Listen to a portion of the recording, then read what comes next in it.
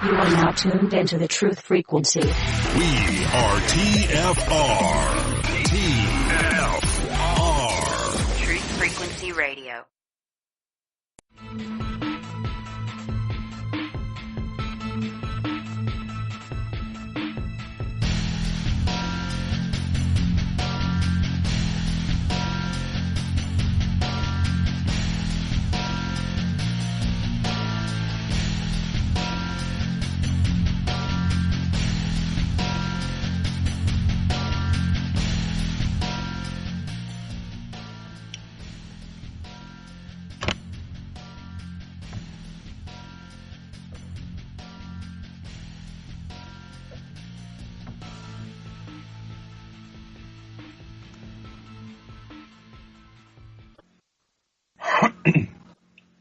Good morning, Truth Frequency Radio. Welcome to the Ironworx. My name is Josh Corey, and I am joined, as always, by my very good friend and my co-host, Mr. Walter Johnson.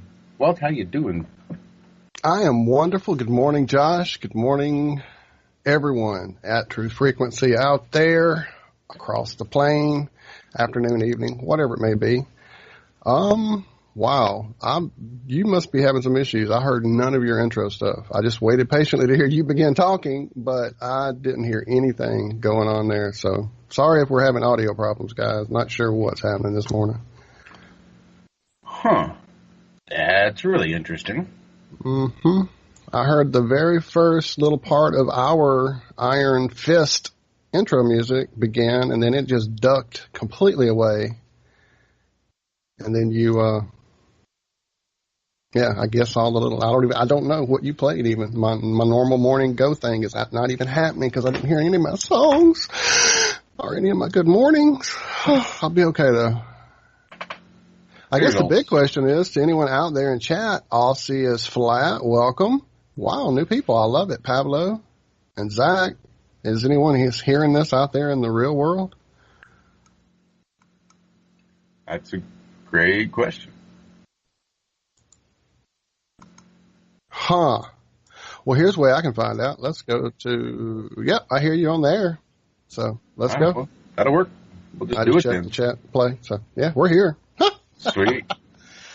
Well, how was your weekend after this just fumble of an introduction? Well, it wasn't too terribly bad. Yesterday was a bit of a bear. I have managed to get all the RAM upgraded in my laptop, so that's not the issue this morning. Oh, you did some internal stuff to your computer.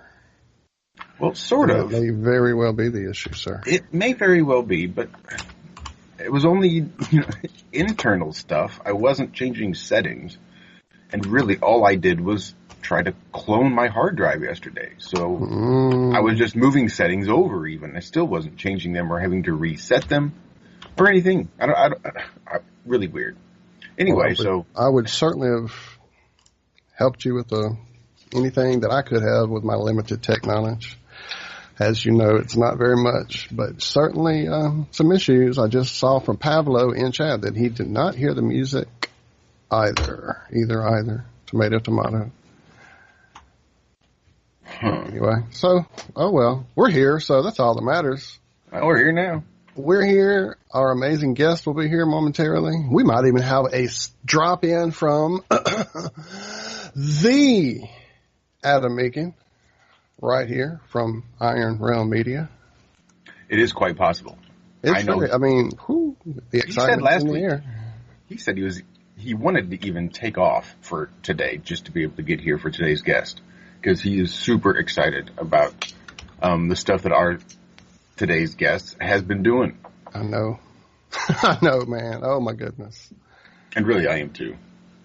And then I myself have had a busy weekend just between doing mechanical things with the vehicle after our show Friday morning. And then we took off and knowing the car was roadworthy, went to visit her sister and stayed over there the weekend. So I was kind of out of touch with what was going on here and with the live. You told me he was doing some live stuff on Saturday, and I was like, man, we're already out in the world. So I tried to plug in my headset and hear it, but there were conversations and it just wasn't working out. So It was a fam type day, not a flat type day. So Yeah, I guess you got to get those every once in a while. every now and again, happy wife, happy life. Yesterday was my son's 17th birthday, hence the Styx intro, which nobody could hear, but it was a bit of a grand illusion. Oh, I love that song. Yeah, would have been perfect. It really was a really good intro. Sorry, I don't know. We had a problem on Friday, too. But here we are. Well, I think what we're going to do between now and our show on Friday morning is we're going to take your complete system apart wire by wire and go back in, maybe. We may have to. Because I know it got complicated at one point. Trust me, I've been there. Well, I did a complete hard drive swap twice yesterday out of my laptop. And I still don't have Windows booting up on my new solid-state drive. But I can get Linux on both, my old solid-state, my 120, and my 240. So, I don't know. I got the 120 back in so that I could boot into Windows just for today. The only reason I use Windows with Skype instead of Linux is for my soundboard. Right. Well, it's actually not, from what Salamo and I experienced, and even you and I attempting to do it on Linux, Skype and Linux just do not get along. There were so many sound issues, so we just gave up on trying to even run the show on Linux. As of now, he was going to dig in deep and look for a solution, and I'm sure he found one, but then life kind of added a little extra factor into his life. And congratulations again, Salamo, on that beautiful new life you brought into the world, sir. And you and the missus, I'm sure you had some help. It wasn't just a solo effort. Yeah, I suspect she had a little something to do with it. I'm still just, not sure about what's happening yet here this morning. But the weekend was great. The shows just all through the last week, and then Friday, the whole Angular resolution. Hello, we're going to bang this. We're going to beat this like a dead horse because this is an important thing. This Angular resolution and the looking at all this from a side view and just the whole thing. If you haven't heard last Friday's show here and also on our Iron Realm Media Flat Earth Friday Fringe cast over there on YouTube, you should certainly, when you get through here, pop over there while you're and see what's going on. It's just kind of one of those aha, boom, knock you in the forehead. I could have had a V8 type moments. All right. Let me try something here. He's going to hit the magic button. All this time you forgot the magic button. Don't you know? No. I haven't forget anything. I just want to make sure. Because it could have been just maybe swapping them back and forth. Did you guys hear anything from our Martians? You guys hear the yip, yip, yip, yip, yip, yip? I do not, sir. Now you got, nope. I do not hear it at all. All right, well, then something's really screwy because there's no reason you shouldn't. Oh, well, we'll figure it out after the show. Just anytime you want something special, let me know, and I'll do my best. Yep, yep, yep, yep, yep, yep. Or we'll call Rob. Rob, miss you down there, over there, around there, wherever Australia actually is. Somewhere. Well, we got our guest. Inner ring of the donut. Yeah, he's sitting here listening to us ramble on like a bunch of just completely lost people that have no clue how to do a show. Intro, what?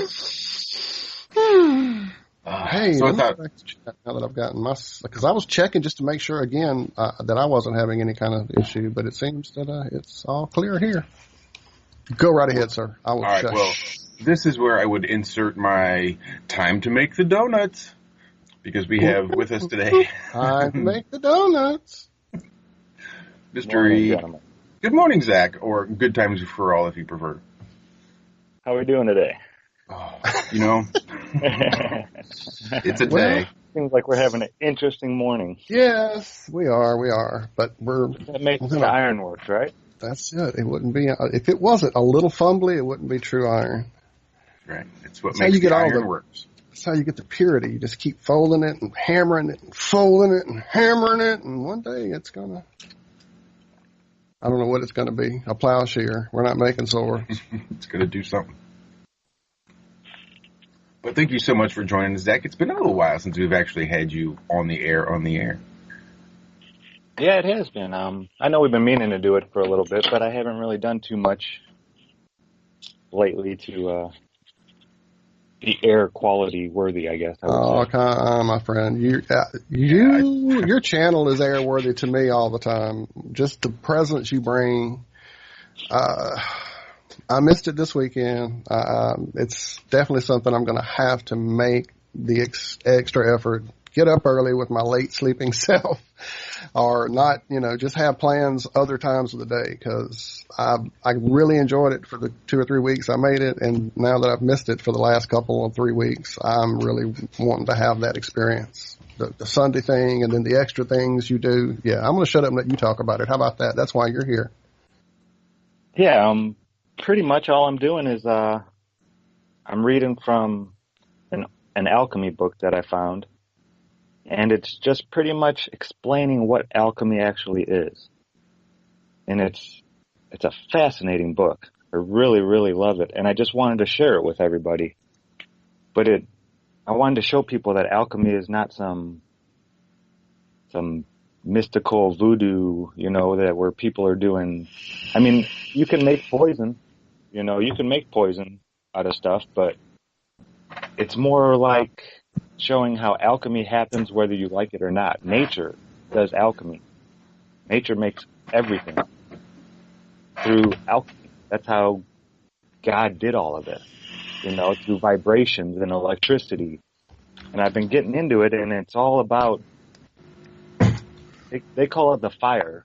That was the word for electricity back in the day, was fire. And there was different types of fire. They knew there were. That's the celestial fire, they call it. That's where everything comes from. And then when you look into this stuff, it's really hard to get into, because they have words that we use today that mean totally different things to them. And it's just... But once when you get even into just it and you said start that, it made me understanding just... it, Go ahead, I'm sorry.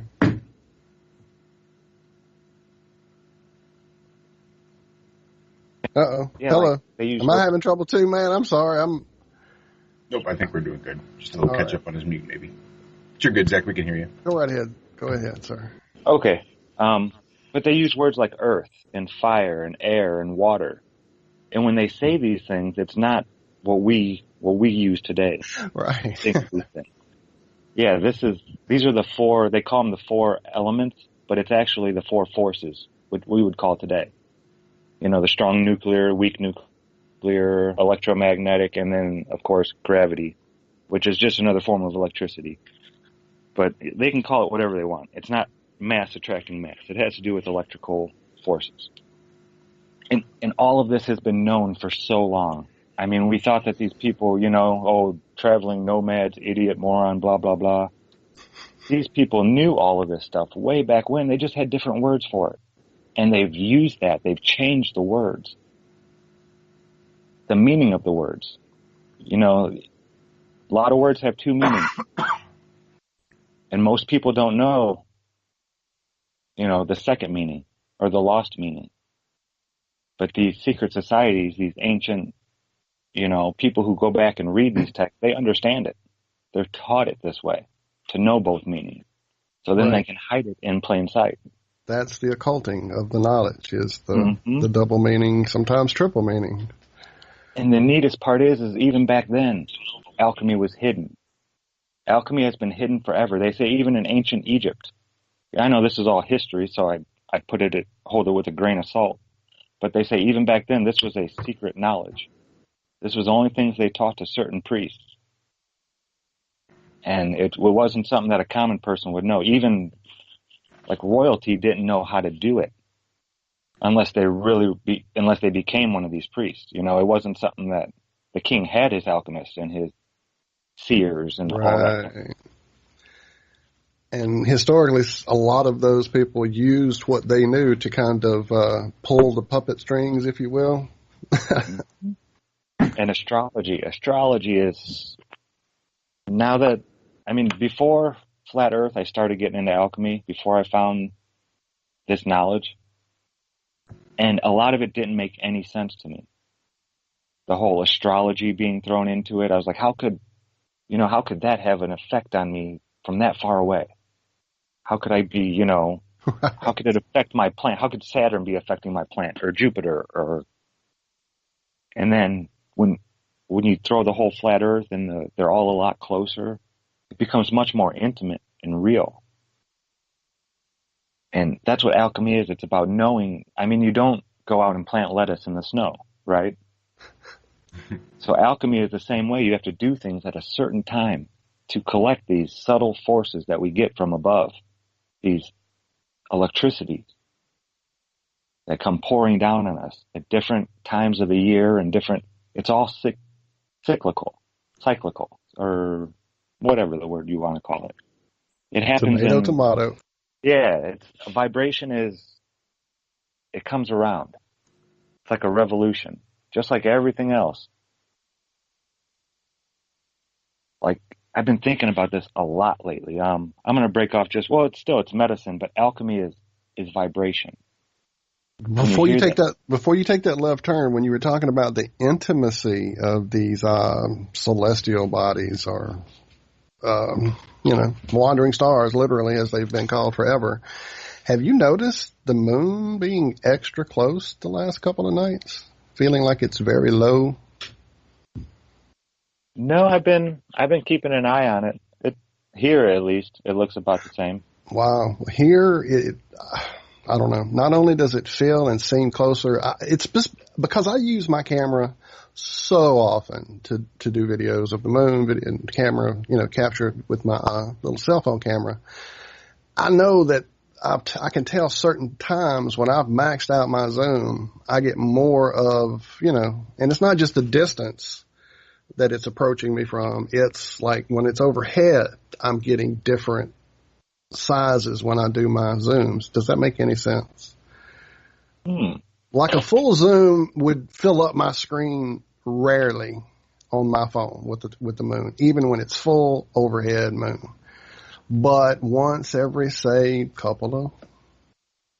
I guess every month, at least once or twice, it seems to completely fill that zoom, and sometimes actually go outside the frame itself. So to me, that is the difference in altitude, or whatever it's actually doing up there. Who knows? Yeah, it does change size about 13%. I've captured this. I put it. There's an old video. That was one of my early ones when I didn't talk, and I just play a guitar riff or something and put a little bit of music behind it. But yeah, it does change size. I don't know if it's exactly 13%, but I took pictures, at its closest, the midpoint. I think I did like 6 or 7 of them. Nice. And yeah, I did the closest it was that year, and then the furthest it was that year, and there is quite a difference in size. Well, that could be all it is I'm just not figuring that 13% would make that big of a difference in the focal size. Is that, I guess, the right word I'm trying to come up with here? I'll send you a picture here in a second through the chat and let everybody see as well. It's also got that thing going on where the bottom of the dark part seems to be more broken off than it would be if that was an actual orb floating through space being illuminated by a distant sun. It doesn't seem to be a very symmetrical terminator line. It seems that right before it gets to the bottom, it makes a severe, almost 45-degree angle inward. Again, instead of me talking about it, how about you talk, and I'll send the picture to everybody. You want me to just get back to Yeah, you were going into somewhere else with the whole idea of the closeness of the stars and the being, I guess, the timing and everything of. So I'll shut up and let you get back there. Right. If you've never looked up Royal Rife, check him out. He was a guy back in the 30s that could make microscopes that could see down to like 20-something thousand times. He made the best microscopes in history, lens microscopes, before they came out with all this electric nonsense and screens showing you what you want to see. This guy could look at all these different types of parasites and things like that were hurting us while they were alive and do, testing on them. which now they have to put all kinds of dyes and this and that, and they pretty much kill it. But he figured out a way to just put a little machine next to your bed a few hours a day that would put off a certain frequency of vibration, and it would get rid of your illness without hurting your body. These waves, and there were different vibrations and frequencies for each different type of illness or disease. And these aren't the diseases that are just deficiencies. You know, there's about 900 different or so diseases and illnesses that are just from deficiencies. You're not getting your vitamins and minerals. But then there's the other ones where it's actually something that's kind of attacking your body, like a parasite. And he figured out a way to destroy all of these. And then they gave him a run around through courts and all this stuff, and it's been hidden and lost. And I mean, this wasn't just some guy, some doctor guy. This was, go look it up. He got together with the head of the American medical associations, and all these other giants of the medical industry. And they even held a dinner called the Dinner to End All Diseases, I believe it was called, or something like that, or all illness. Yeah, it was an amazing, this was huge. And then all of a sudden it was just swept under the rug. And they said his machines didn't work and this and that, and it was all a big hoax and blah, blah, blah. And yeah, they took him to court and ran him around through court, and he started drinking real bad, they say. Who knows? It was a long time ago. But yeah, it got me to thinking about the shaman, the medicine man or medicine woman, that does her chanting, or they'll do their chanting while they're healing. And that isn't just a song they're singing. Those are vibrations they're giving off. Exactly. And they're attacking the bad, It just dawned on me what they were doing yesterday. It's amazing how much these people knew way back when on how to heal ourselves. We don't need all these machines. We don't need to cut ourselves open and rip parts out of us. There's ways to heal all this stuff without doing any of that. And it's been hidden from us. And there are those out there that know and that are willing to share, but it's are you willing to listen? That's the big thing. We're surrounded by these appliances and drones and machines everywhere, and we think they're the answer to everything. All you gotta do is walk out your front door. Right. It's all right there. Everything we need is just right outside. And that's what I want to show. I'll still do a couple things on flat Earth here and there. I've got some experiments in mind and whatnot on the angular resolution limit, things like that, showing how that works and how it can be affected through different weathers and stuff like that. But now I'm on to, excuse me, I think to take the power back, we have to take back control of our lives, of our food, of our health, of our energy, of our water. And then we need to take back control of our land. That's like the last one. We need to not allow them to be planting poisons that can spread, through plants and stuff like that. We need to stop a lot of this stuff. And the rest of the world already has, and we need to do some catching up. Here in the United States, at least. Because I know the European Union, they don't allow GMO. There's a lot of places in South America that don't allow GMO. Russia will not accept it. China, who is doing horrible things to their environment, will not accept this stuff as food for their cattle. What does it tell you when 1 billion Chinese people are willing to starve to death rather than ingest Monsanto products? Yeah, exactly. We need to wake up. So I'm trying to get this in the works here. I have a gentleman who used to work for Monsanto living right down the road from me. And now he's an organic farmer and grows all of his own food. He will not eat anything from the grocery store. That should tell you something. Yes, it should. He just got certified. Oh, go ahead. I was just going to say, I live here in St. Louis, which is home to the world headquarters of Monsanto. Monsanto has always been a big boost in the arm in the economy here in the St. Louis area, at least. Oh yeah, they make lots of money. Lots and lots of money. Yes, they do. So, but that brings us right up to the first break here in about 10 seconds. Nice. Zachary Zabala, or Good Times for All, if you prefer. And we will see. No hate. No hype. No fear. We are TFR. Frequency Radio.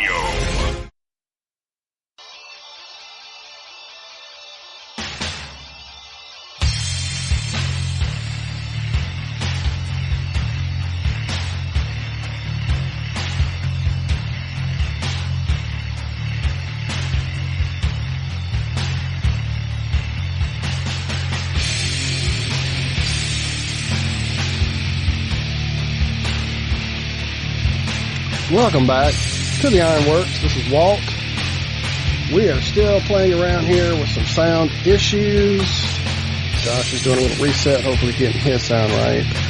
Even though he isn't in the call, I'm still hearing the music kind of disappearing in my ears. So this could actually just be an issue with Skype. We are so sorry that we're having so many technical issues this morning.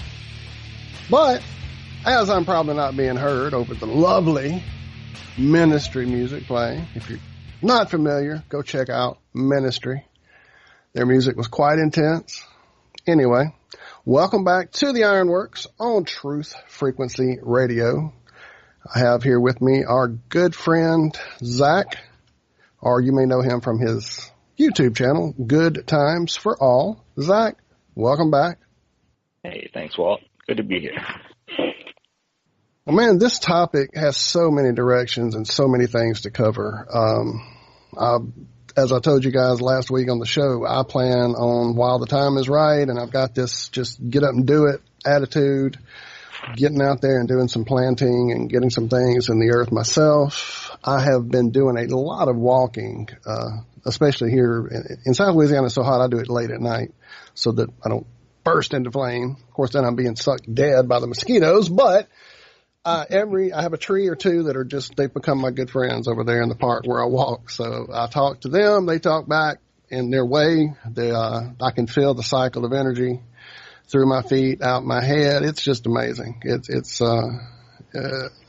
Yeah. Thank you for that saying, telling everyone to talk to a plant. It'll make you feel better. It will indeed, sir. Thank you for that. Yeah, that really touched me, Walt. That made my whole summer right there. When you told me that, really it did. Thank you so much, man. I appreciate that. It's a step you have to take. It's like almost like a leap of faith. You know, you feel silly when you do. It's like looking at your first flat Earth video almost. Nice it is analogy. really. Yes, it is. Yeah, Much. it's hard. It's hard to bring yourself to do these things, but once you do it, that's what I try to push in all my videos now. Is just try it. And I knew that. You reminded me, and that's what a lot of this is. We get so sidetracked with family. We get so sidetracked with daily grind, making the donuts. We get lost in the world and forget that nature is so easy to find again and reconnect with. It feels like it's so far away, especially if you're in a more urban area, more city area where everything is concrete, and it doesn't take that many steps usually to find a tree you can talk to or a plant in someone's room, or get your own plant. Make it your new friend. It's an amazing thing that can happen.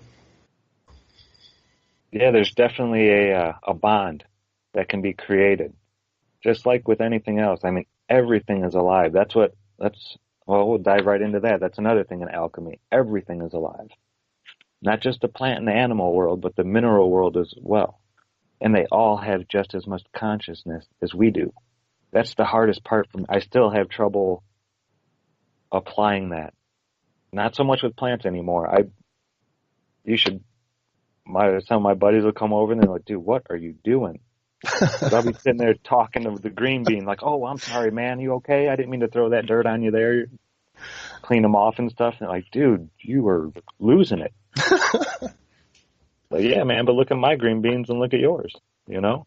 Mine are way bigger and way happier and healthier, and it's just like anything. You have to give it love. Just like, you know, if you have a dog that you don't love and you leave it tied up in the backyard or something like that, and it's going to eat away at its hair and this and that, and it's going to start looking it's going to get sick, mangy looking. And you can take that dog right there and in 2 months have it looking like it's healthy and happy just by loving the thing. I've done this before. Your relationship with your animals is another thing that has gotten me wanting to have I've had dogs off and on throughout my life, but unfortunately where I'm living here, I have no yard, no fence, nothing and I'm right there at a road where I'm constantly, unfortunately, seeing too many animals that do get hit. So I don't want to be the cause of that. It hurts me when I see that happening. Oh, it hurts me. Yeah, but I want an animal so bad. I want that relationship again. It's a special thing for sure. A lot of people, I don't know, when you see the people that kind of take it to an extreme, some people, when they treat their pet like a family member, but they truly are. The love they give is it's a whole different level. It's a whole different level. I love coming home from work. That's one of my favorite things to do is getting home from work and walking through that door. I know the 3 dogs are going to be there barking their heads off.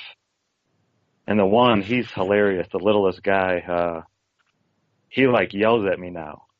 When I had a medical thing where I was out of commission for a few weeks. And my mom, she, of course, come stay with me. I'll take care of you, blah, blah, blah. It's like, okay, Mom, I will. So I went and stayed with my mom for a few weeks because I was bedridden. I couldn't even really move all that much. Yeah. But when I got home, oh my God, that dog yelled at me so much. It wasn't his normal. That was the first time he ever did it too. It's kind of like a howl, high-pitched bark, scream, all in one. Oh, it's so funny. It sounds like he's trying to talk, but yelling. Fussing at you, right. Yeah. Why were you gone so long? Where did you go? I don't ever do that. Now he does it every day when I get home. It's like, dude, I was gone 12 hours. Give me a break. Come on, I got to go to work. But yeah, that's my favorite part of the day, is walking in the door and seeing them. Well, the idea is that, I think you were heading towards the idea that it's easy. Well, maybe not for everyone. Maybe it's not easy to make that relationship with a plant. The energy, the feeling, it's almost like I said, just a feeling of the energy going back and forth between you and that plant. But then take it to that next step, that maybe things that most people consider inanimate actually are alive as well, and might actually have a vibrational rate that you can feel if you are sensitive, or actually just take the time to notice those vibrational frequencies. I myself am quite an avid rock hound, have been since I was a child. And they have a frequency, it's oh yeah, absolutely amazing how just picking up a certain rock, or I actually have a bowl that's filled with nothing but amethyst pieces, and you can just sink your fingers into it and it just sucks the stress out of your hand. It's amazing how it feels. Well, that's what we're getting into now in the book, is the mineral world. And the thing is, I haven't read this part of the book yet. Because it gives you a big warning. In alchemy, when you're playing with minerals, you have to be very careful. It's not like the plant world is much more forgiving. You can get away with, making a mistake while doing alchemy with plants. Alchemy is pretty much breaking down. They break it into 3 things. We'll get into this first. You have the spirit, the soul, and the body. And everything here in this realm has this. Now, your soul, actually, they say, comes from another dimension of this realm. On this realm where we live, this flat plane, there are supposedly 4 dimensions overlapping, all on top of each other. And we're all vibrating at different rates, so we don't see each other there. But they say our soul is in one of these dimensions. And your spirit, or the spirit is what is connecting your soul to the body or the salt. Now, when they say salt, that's what they mean is your body, the physical is the salt. All physical is the salt. And then your spirit is the mercury. That's what they call mercury in alchemy. It's not some deadly metallic poison. It's that connection, the eternal flame, that ether. It's alcohol. It's pure alcohol. So, not to derail you here, but is that perhaps the mercury that is being referred to? The that the elixir of eternal life or whatever. That idea of being able to somehow concentrate the soul energy. I'm just working through this. When you said that, it kind of started my mind going, because that was something I was looking at, is how many people think of it this way, Walt. You've consumed spirits. That's where the word comes from, right? Spirits, when you go to the liquor store. Right, alcohol, right, okay. Beer, wine, spirits. Well, that's where spirits come from, that word. That's an alchemical term that's passed down to the alcohol of a plant is called its spirit. That's the life force. That's the energy, the pure energy, the feminine. Wow, this is kind of one of those head knocks like last week's show. Like, wow, that's so obvious right there in your face, and I just never put it together. Yeah, wow. Two meanings of a word, the same word. But yeah, in a plant, just like us, there's alcohol within us that you could, distill. Oh, I gotta tell you guys, I'm so excited. I just ordered my first little official chemistry distillation setup last night. Nice. It's all glass. It's got the little, I can't wait. I'm excited. We're going to be doing some real neat stuff with all this. So I've been here for a little bit, just tuning in, listening. I don't know if I sound any different or any better, but I'm back. There he is. Oh, he's back. Welcome back, Josh. We missed you, brother. So much better. So much better. I don't know. I didn't do anything. I just reset, but here we are. Well, don't mind me. Shit, just keep going. No, the topic is amazing here. But yeah, man, the idea now of, wow, even like juicing that I do with plants, with, vegetables and fruits. That's essentially concentrating the life force that's been created from the sun's, the photosynthesis process that takes that sun energy, turns it into the plant's food energy that I'm now extracting with my juicer. So, yeah, drinking the soul. Wow. I love it. Well, drinking the spirit. The soul is in the oil, they say, or the resin. That's where the soul is at. Yeah, that's they consider that to be not the mercury, but the sulfur. That's the alchemical term, is the sulfur of the body. So we have salt, mercury, and sulfur? Yes. Gotcha. Just trying to keep track here. Yeah. Your salt is your body, is the matrix. I think of it like this. Think of a video game. All right, you have your video game world. We're gonna put ourselves into one of the other realms as the soul. All right, we are each a soul, and we're gonna take our spirit, which would be our hands connected to the video game controller, which is connected to the box, which connects us to that matrix, and then we can control our body inside the video game. The salt would be the body inside the video game, or everything inside the video game would be considered the salt. So if you were sitting here on the outside and that was just, your soul, you consider that your soul. So our souls aren't even really here. It makes me wonder, why do we have to sleep? What do our souls do when we're sleeping? Is that, Aboriginals say that's when we're really living, in dream time. Going through my mind. It's all kind of up in the air. It's one of those things you can't really know until you get there, I guess. It's hard to explain. Yeah, I've always delved into that idea. It was something I was really attracted to as a child. I mean, truly at the age of like 8, 9, a friend and I used to practice lucid dreaming, trying to meet up with each other and astral projection. And I mean, I know without a doubt that I met up with him, and I know without a doubt that we went places. I mean, this was, so early on, that idea of, as you say, that we're just driving these things around, essentially, these physical bodies, like a game, like a video game, Avatar. Yeah. So are we in a game within a game within a game within a game? And the neatest part is it's all on the same, everything is right here. I don't know how they laid this out. I haven't got into any of the other realms or any of that stuff, or dimensions. This is just the stuff I just read out of this book. See, I found all this stuff before Flat Earth, and a lot of it didn't make sense, but I knew there was something told me there was something there, and to try it. That little voice inside just said, try it. You have to try it.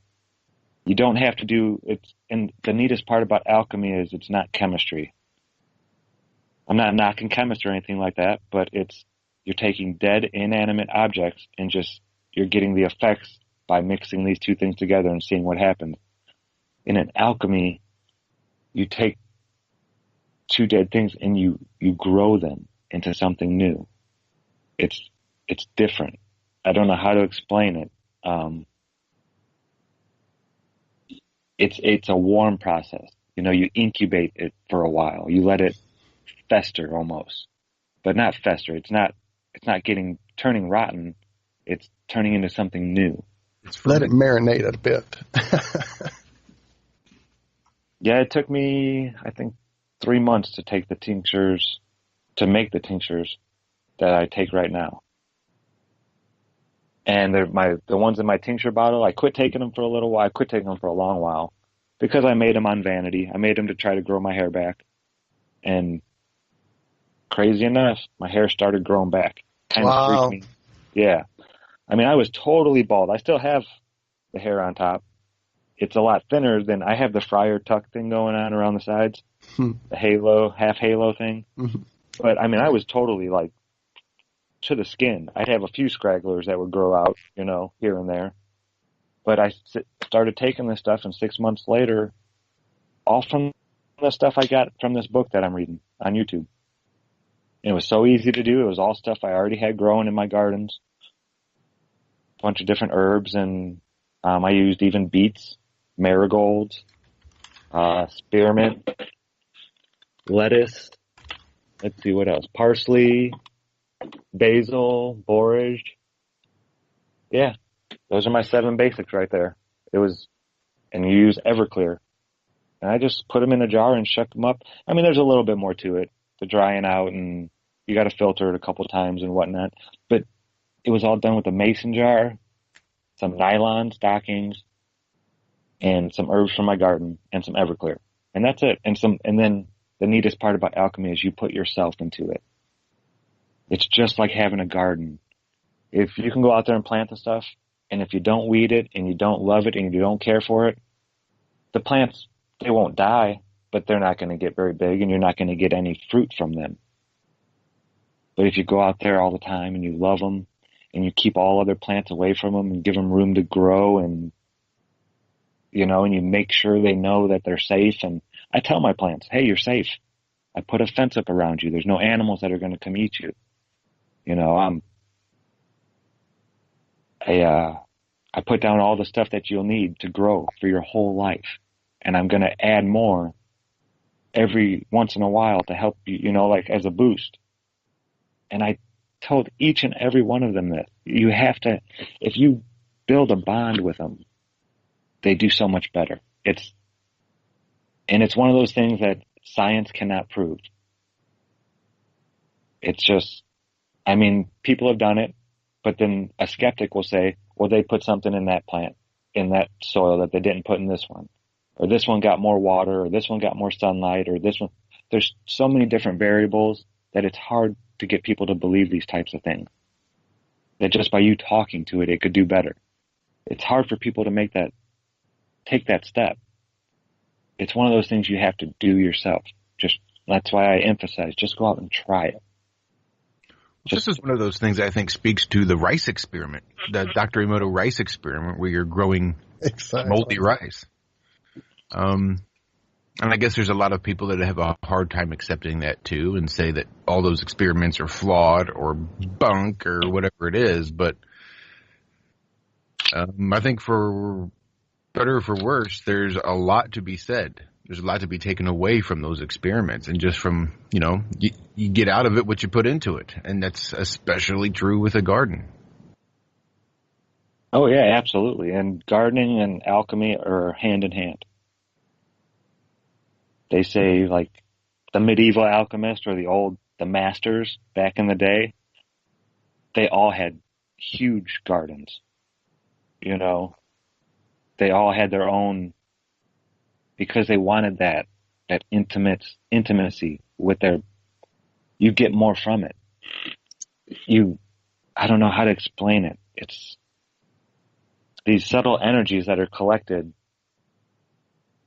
And also when you're talking to your plant, tell it, hey, let it know one day. Don't try to hide it from it, because you can't hide.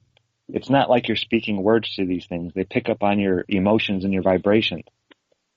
So don't try to hide things from them. Be very truthful with them. Don't be like, oh, I'm going to eat your babies one day, so I don't want you to know that. Tell them, hey, I'm going to be consuming you, but they're going to become a part of me, and I'm going to accept them into my body. And if those consciousnesses, because remember, everything is alive. You can accept them into your body. And when I pray, I don't pray to a creator. I'm so thankful that I'm here and all that kind of stuff, and that we're all here, and the creator knows that. But I thank everything that I'm eating for giving up its life so I can keep going. Life feeds on life, no matter what you eat. If you eat sand, the sand is alive. Everything is alive. And you cannot live without consuming. And yes, there are probably healthier diets and this and that. I don't want to get into any arguments about veganism and this and that, but I can't stand the fact when they say, well, you're eating life. It's like, are you serious? You don't understand that the plants are alive as well? That's easy to understand. I can understand that they don't think that they have a consciousness or this and that. But to think that it's not alive? Life feeds on life. That's how this place was made. And it's okay. Don't feel bad about it. Just be thankful and grateful that life is, and it's still alive while it's always alive. Even when things are dead, or I should say look dead, they are still alive. Things can die, and they go through certain processes, but then they're turned into something else and reborn again. I don't think anything dies forever. I think everything breaks down and becomes something else, a part of something else. What I was this last weekend show, I was contemplating on what has a consciousness. Just each individual cell in our body that's working to help keep us, going. Do they all have their own consciousness? Or does the building that we build, that things move in and out of constantly, and, just like so many other things, does that building now have a consciousness because it's there? Like as a whole, even though each individual being may have each individual whatever cell of the pieces of paper that were on the cardboard are still alive, I don't know. When does consciousness, I don't believe it's just humans. That's very vain, I think, to say that we're the only beings with consciousness. That's just me, though. Of course we're going to say that this was all created for us. I'm sure the ants say the same thing.